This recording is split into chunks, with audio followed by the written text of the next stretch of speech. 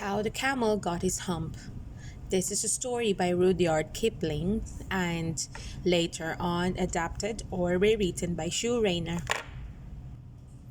Long, long ago, at the very beginning of time, when everything was just getting sorted out and the animals were just beginning to work for man, there was a camel. The camel had a long neck and long legs and a long straight back that he was very proud of. Because he did not want to work and bend his back, the camel lived in the middle of a howling desert where he ate sticks and thorns and tamarisks and milkweed and prickles. Let us pause for a while and talk about the things to eat in a howling desert. So these are the sticks. It's dry but very filling. Thorns, a quite sharp flavor. Tamarisks, delicate and feathery but insubstantial. Milkweed, tastes a bit like cheese. And prickles, mouth-wateringly painful. So these are the things that the camel ate in the howling desert. The camel was most excruciatingly idle. When anybody spoke to him, he said, "Hump!" Just hump. And that was all he said. On Monday morning, the horse came to see him. The horse had a saddle on his back and a halter on his head. He called to the camel, "Camel, oh camel, come out and trot like the rest of us." But the camel said, "Hump." Then that was all he said. Hump. The next day, the horse trotted away and told the man what had happened. A little while later, the dog came along, and the dog had a stick in his mouth. The dog called to the camel, "Woof, woof! Camel, oh camel, come and fetch and carry like the rest of us." "Hump," said the camel, and that was all he said. Hump. The dog went away and told the man what had happened. Not long after that, the ox came to see the camel. The ox had a yoke on his neck. "Camel, oh camel," the ox bellowed, "come and plow the fields like the rest of us." "Hump," said the camel. "Hump." And that was all he said. The ox went away and told the man what had happened. At the end of the day, the man called the horse and the dog and the ox together. "I'm very sorry, you three," he said, "but the hump thing in the howling desert can't do any work. If he could, he would.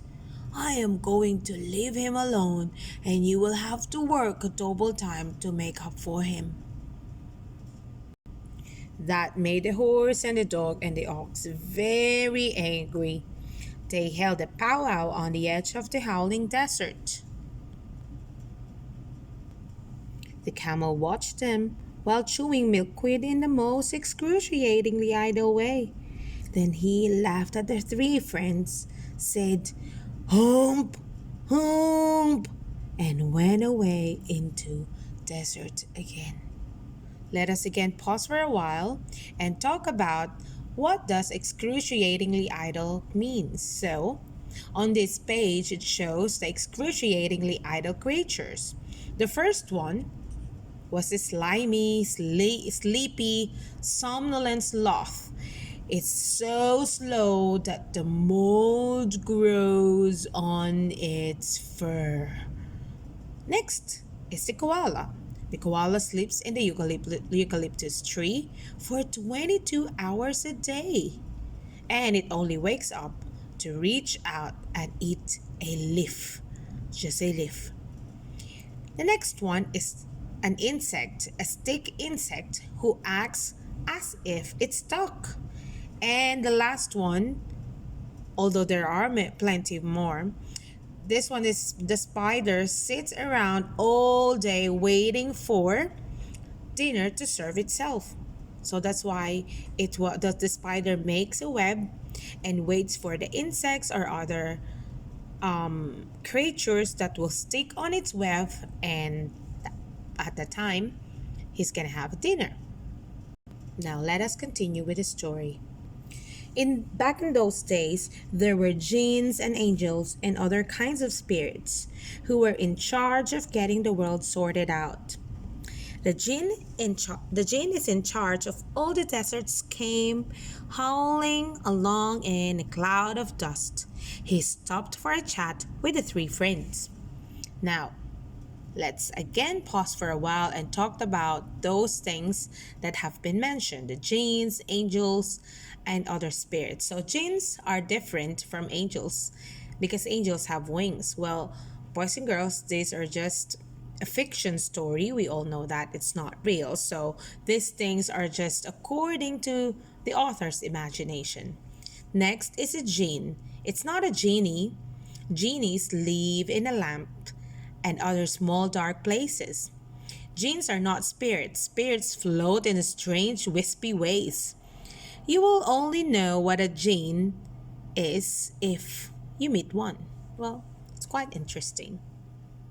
Now let us continue. Jinn of all the deserts. The horse asked, "Is it right for anyone to be idle? What with everything only just getting sorted out and all?"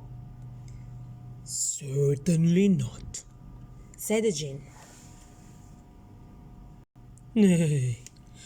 "Well," said the horse, "there's a thing in the middle of your howling desert, with a long neck and long legs and a long straight back. He hasn't done a stroke of work since Monday morning. He won't even trot." "Well," said the jinn, whistling like the desert wind, "that'll be my camel. What does he have to say about it?" "He says, 'Hump!'" "Woof!" the dog whined. "He won't fetch or carry either." "Woof!" "Does he say anything else?" asked the jinn. "Only hump," moaned the ox, "and he won't even plow the fields." The jinn tapped the side of his nose. "Leave it to me," he said. "I'll give him hump." The jinn wrapped himself up in his dust cloak and swept through the howling desert. He found the camel in an oasis.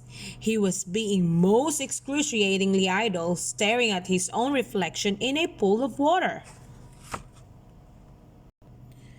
"My grumpy old friend," said the jinn, "I hear you've not been working." "Hump," said the camel. "Hump."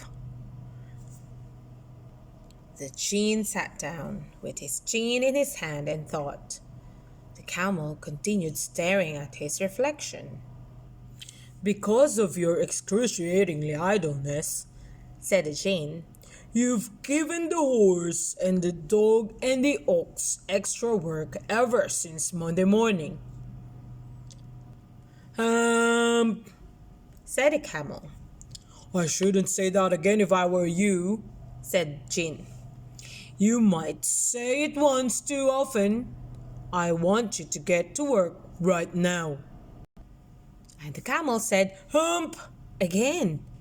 But no sooner had he said it than the camel's long straight back that he was so proud of puffed up and up into a great big lolloping hump.